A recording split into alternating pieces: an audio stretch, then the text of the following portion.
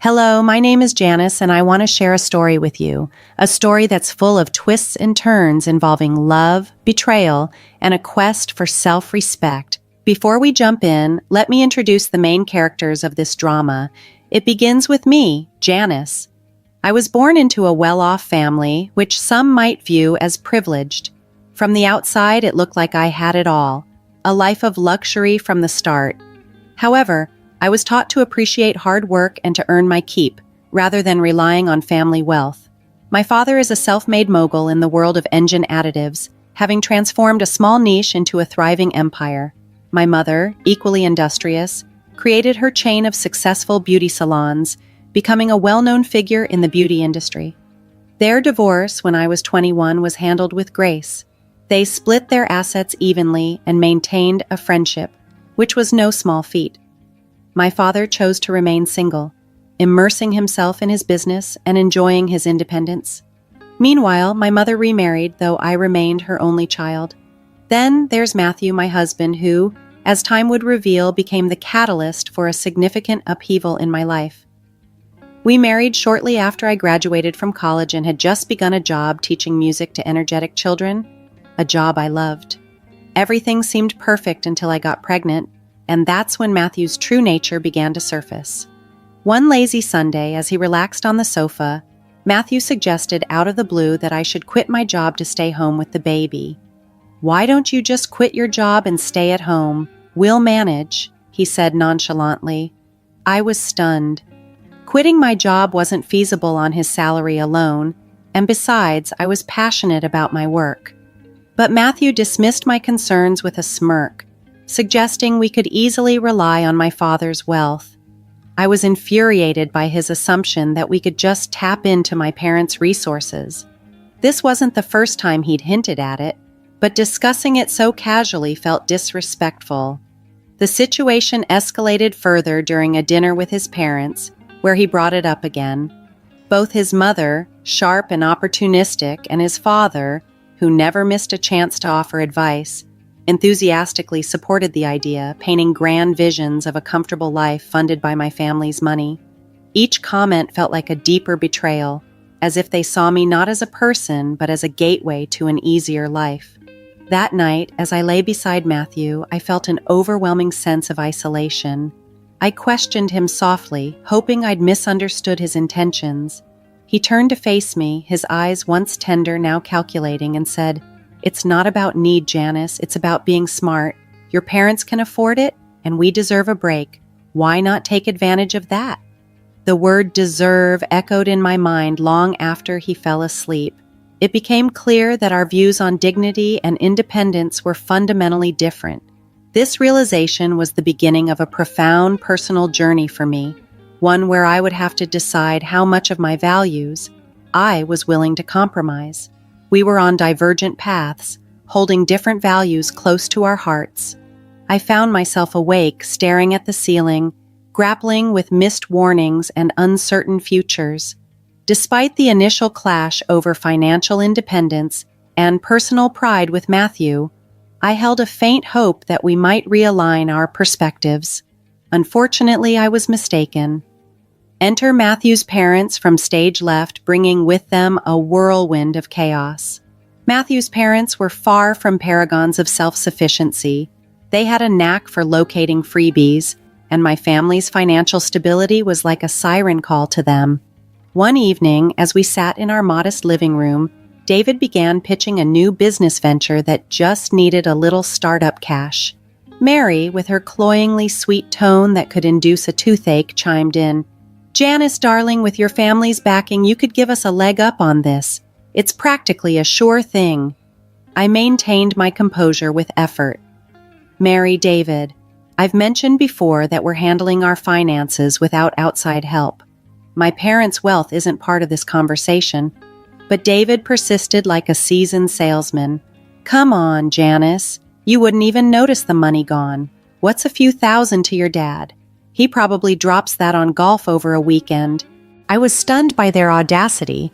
There they were in our home, enjoying our hospitality, yet shamelessly eyeing my family's earnings as if entitled to them. Matthew attempted to mediate. "Maybe they have a point, Em. It's just a loan, right? We'd be helping the family. The word family tasted bitter. Matthew, since when did it become our responsibility to fund your parents' ventures? The atmosphere turned frosty.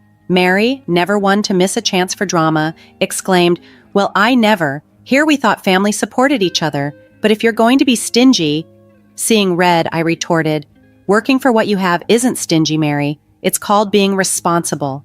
Maybe that's something you should consider." David tried to defuse the tension. "Look, Janice, let's not get upset. We're just talking here." "Talking, right?" I replied sarcastically, frustrated that our conversations always circled back to how my family could solve their problems. After they left, with Matthew apologizing for his parents' misunderstanding, I lay awake. This wasn't a simple misunderstanding. It was an outright intrusion by two people who viewed me not as a family member, but as an easy financial resource. When our daughter Elizabeth was born, I hoped for a change, but the dynamics only intensified. Matthew's parents arrived at the hospital with a cheap, clearance-tagged oneness, while my parents brought a beautifully hand-knit blanket and quality baby essentials. Mary's response to their generosity was laced with scorn and jealousy.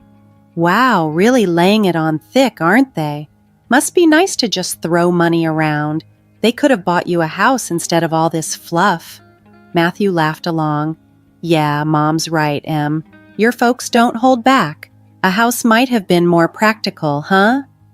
Holding our newborn, my heart sank. Here I was, a new mother, caught between the joy of my daughter's arrival and the unyielding pressure of familial expectations, struggling to navigate a path that honored my values while somehow maintaining peace. The realization dawned that this struggle wasn't just about money. It was about respect, boundaries, and the kind of future I wanted for my own family. As I held our newborn daughter, all Matthew and his parents seemed to focus on was how my parents had chosen to spend their money. It was painful hearing Matthew echo his mother's mercenary thoughts.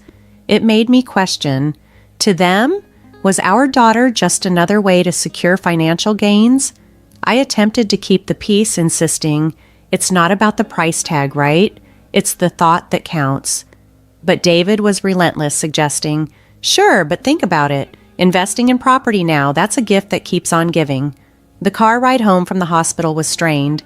Matthew tried to reassure me, claiming his parents were just old-fashioned and meant no harm. Yet, doubts began to gnaw at me, wondering if Matthew's affection was genuine or if he was more interested in my family's wealth. A few weeks later, during another uninvited visit, the topic arose again. We were squeezed into our living room, Elizabeth fussing in my arms, and Mary couldn't resist commenting on the new stroller my mom had gifted us. "Must be nice having your folks shower Elizabeth with all these fancy toys and gadgets. Though a contribution to a house fund would have been more useful, don't you think?" she said, her voice laden with passive aggression. Matthew, sitting next to his mom, agreed. "Actually, babe, we've been thinking, maybe your parents could help with a down payment instead of more baby stuff. Makes sense, right?" I was stunned. Not only were Matthew's parents relentless, but now Matthew was echoing their sentiments, turning our daughter's birth into leverage for financial gain. It felt as though I was trapped in a twisted reality where love and family were overshadowed by material wealth. "Is that what this is about for you, Matthew? Using my parents for money?" I couldn't mask the hurt in my voice. "I thought we were in this together, for better or worse, not for richer or poorer." Matthew seemed taken aback, but Mary merely sniffed. "Well, when your wife's parents are wealthy, it's only practical to think about these things." After they left, I lay awake, Elizabeth sleeping peacefully beside me, and the harsh truth hit me.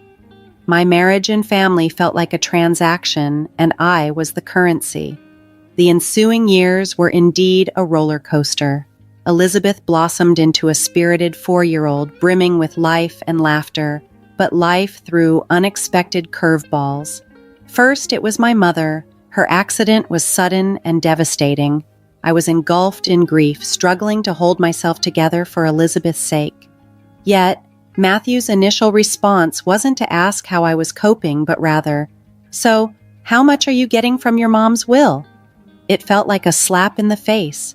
My mother hadn't even been laid to rest, and here he was, eyeing her legacy like a vulture. According to my mom's will, I inherited the beauty salon chain. I knew nothing about running a business, but Matthew was eager to step in. "Babe, let me handle this. You know I've got a knack for business," he offered with all his usual confidence. Lost in my grief, I allowed him to take the lead, though I ensured the ownership papers stayed in my name. I hoped, perhaps naively, that he might turn things around for us. Then, barely a year later, my father passed away from a heart attack. Losing both my parents in such a short period shattered something inside me. I needed Matthew more than ever, yet I was beginning to understand that our views on money, support, and family were worlds apart. The day after my father passed away, I was reeling from the loss, hoping for some semblance of sympathy, or at least a respectful silence from Matthew and his parents. Unfortunately, that was not to be. As soon as they walked through the door, David barely hid his excitement, eagerly speculating about the inheritance. "So, Janice, there must be a hefty sum coming your way, huh?" His eyes gleamed with barely contained glee. I saw red. "Can you not, for once, just stop talking about money?" I exploded, my words ringing sharply through the room. Mary adopted an offended demeanor immediately. "Well, I never. We're just concerned about the family's future. No need to be rude." Matthew attempted to smooth things over, as usual. They're just curious. It's a big deal, you know." "A big deal?" I echoed, my voice rising in disbelief. "My parents are gone, Matthew, and all you and your parents can think about is cashing in. Is that all I am to you? A bank?" The room fell silent, the tension so thick it felt tangible. Matthew glanced between me and his parents, mumbling a half-hearted apology. But the damage was done. I could no longer stand the sight of their greed, their complete lack of empathy. "Get out," I said, my voice steady but ice-cold. They left, Mary muttering under her breath and David scowling. Matthew lingered, trying to justify his parents' behavior, but I was beyond listening. 3 days later, Matthew burst through the door, his face alight with what he considered good news. "Babe, I've got awesome news," he exclaimed, barely containing his excitement. "I've struck a deal to sell the hairdresser chain. Can you believe it?" My jaw dropped. "What? You did what? Without even asking me?" I was seething, a mixture of betrayal and disbelief coursing through me. Before we could delve into a serious discussion, his parents showed up, ready to celebrate as if we'd won the lottery. They brought a lavish feast from a fancy restaurant and high-roller cigars. Mary was beaming, waving the cigars in my face. "Guess what, honey? We've sold the old condo and put down a deposit on a beach house. We're all moving to the coast." I felt as if I were trapped in a nightmare. "Hold on, you what?" "Nobody asked me about moving. I don't want to live by the beach with all that humidity and the winds with a kid. Are you out of your mind?" Mary dismissed my concerns with a wave of her hand. "Oh, don't you worry about that. We've also booked a cruise. You should come with us. It'll be fabulous." "Where is this money coming from?" I demanded, my patience wearing thin. "Well, darling, with your father's passing and the sale of the salons, money's no object now. We're set for life. Think about it. Yachts, private jets. We're living the dream." Mary's eyes sparkled with dollar signs. I turned to Matthew, utterly dumbfounded. Why are we even talking about selling my mom's business again? And what's this nonsense about being set for life? "Babe, it makes sense," Matthew insisted. "Managing both businesses will be too much. We need to focus on what's more profitable. It's for our future, for our daughter's future." I couldn't believe what I was hearing. The greed, the audacity, it was all too much. "Show me the financials for the salon," I demanded. "I want to see everything before we make any rash decisions." Matthew squirmed, avoiding eye contact. "Look, it's all about our future, about making sure we're comfortable." His parents chimed in, pressing me to just let go and enjoy the windfall. But as they spoke, it became painfully clear. This wasn't just about securing a comfortable future. It was about exploiting my grief and inheritance for their gain. As I surveyed the scene before me, all I could envision were vultures circling overhead. Why the sudden rush to sell the hairdressing shops? I pressed Tom for an explanation. With a nonchalant shrug that seemed to dismiss the gravity of the situation, he replied with what he thought was rationality. Look, after your dad's passing, managing both businesses doesn't add up. We need to concentrate on what's more profitable.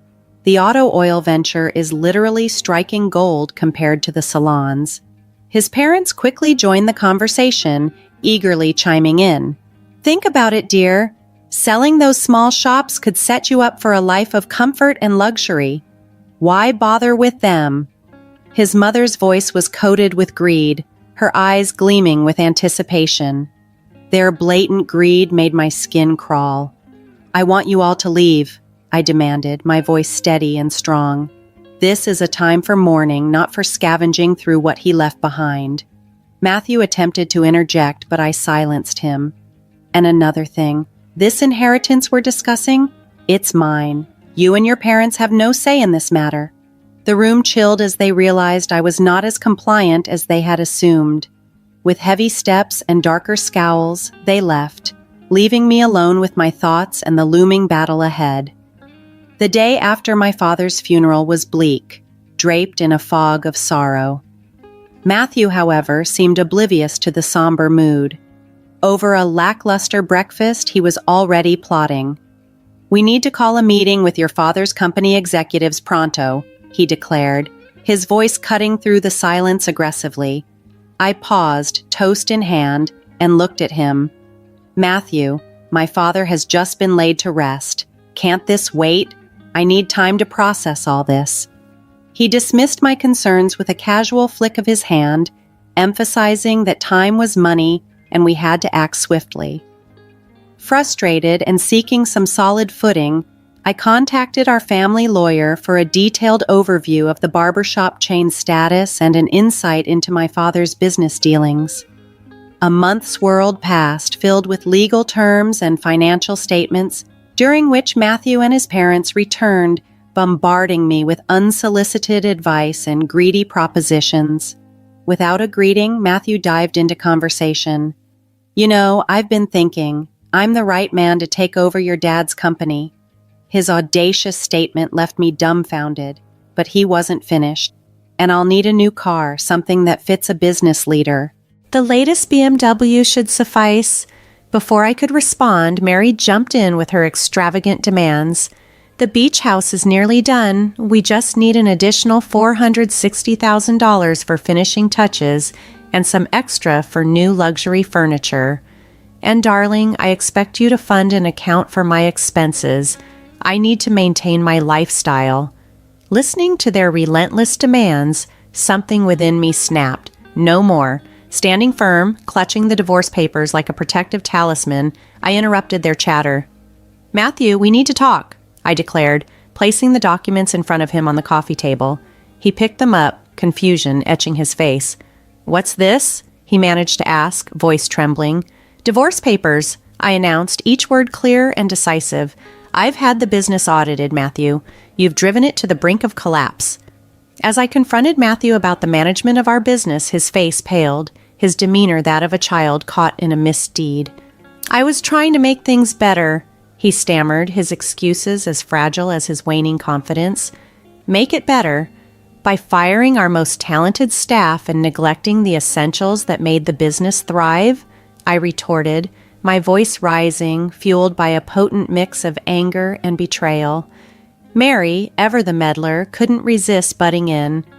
Now, dear, let's remember he's entitled to half of everything. Marriage binds assets, after all. I couldn't help but laugh, though it was void of any joy. Nice try, but everything's been in my name since before I made the colossal mistake of marrying your son. He gets nothing from me. The room fell silent, their grandiose plans crumbling. And another thing, I continued, fixing Matthew with a firm gaze. You're going to repay every penny you've cost the business. Every single penny. When the reality of the divorce sank in, Matthew became desperate. Please, can't we talk about this? There has to be another way, he begged, his voice cracking with desperation. Not to be outdone in theatrics, his parents launched into a tearful saga, about how they had sunk all their funds into the coastal house, a property now at risk without further investment. "We're going to lose everything," his mother sobbed, her tears flowing freely. "Please think of what this means for us." I listened, my heart hardened by their prior actions, feeling nothing but cold detachment. "Sorry, but that's your mess," I said, my tone firm and resolute. With newfound determination, I guided them to the door, closing it, and this chapter of my life behind them. In the days that followed, I didn't dwell on the past. Instead, I focused on the future.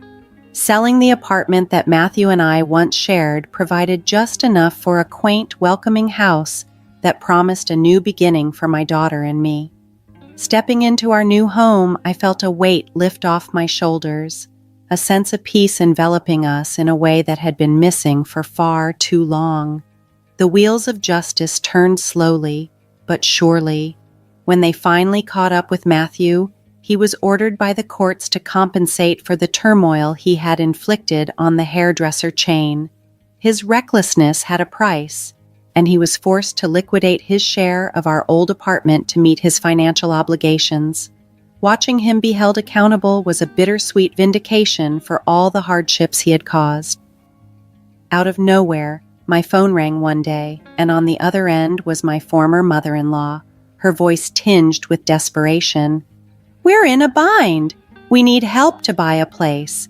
Any amount would help," she pleaded, her audacity leaving me incredulous. I took a deep breath, collecting my thoughts before responding. "You made your bed," I replied, my tone steady and resolute. "It's time you lie in it." Ending the call, a mix of emotions washed over me, my anger at their continued sense of entitlement undeniable, but also a profound relief at having finally set firm boundaries. After the tumultuous divorce and reclaiming control over my mom's hairdressing chain, life began to brighten again. It was a challenging journey, but gradually, the salons started to regain their former vibrancy. Welcoming back the talented stylists we'd lost felt like a triumphant parade. Watching them walk through those doors again, ready to weave their magic, breathe life back into the place. It turned out I was more suited for the business world than I ever imagined. Every day brought new lessons and surprises about what I could achieve. If not for the harsh twists life threw my way, I might never have discovered this capability within myself. Managing my dad's car oil business was another challenge. For now, I decided to hire a manager to oversee operations while I acclimated to the industry. "It's all yours for now, but keep me in the loop," I told him, making it clear that I was still the one in charge. I thought about the future. Maybe when Elizabeth is around 22, I might pass it on to her if she's interested.